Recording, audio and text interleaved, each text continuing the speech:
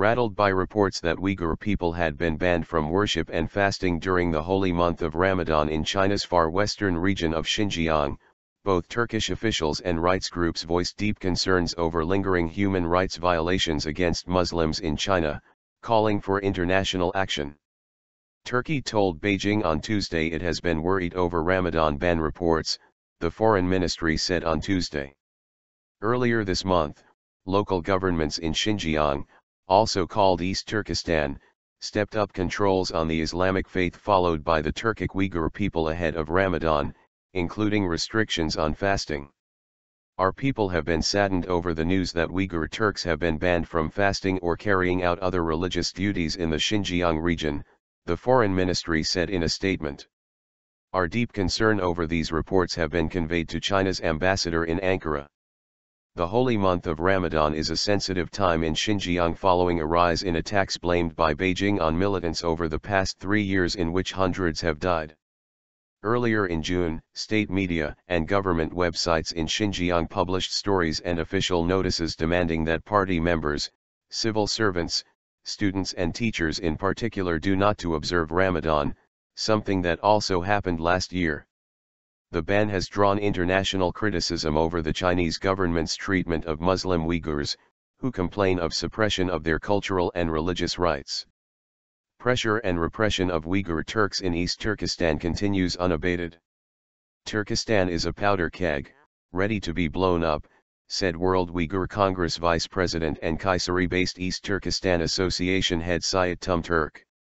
Last week, at least 18 Uyghurs were killed when Chinese police indiscriminately fired on a crowd after being attacked by assailants with knives at a checkpoint, local witnesses said.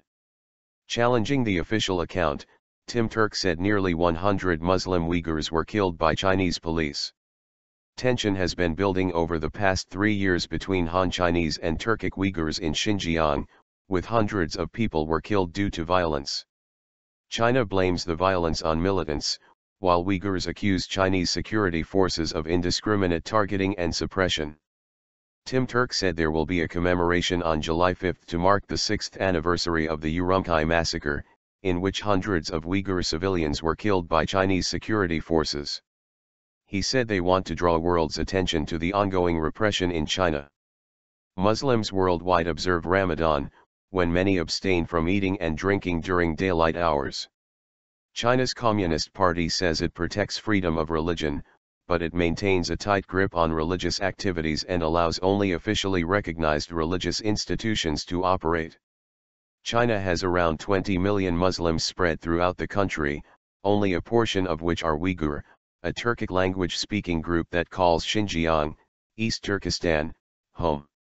Recently, a petition has been launched on www.change.org by prominent writer Mehmet F. as a call on China and the international community to stop what it calls China's apartheid-style rule in East Turkistan, officially known as the Xinjiang Autonomous Region.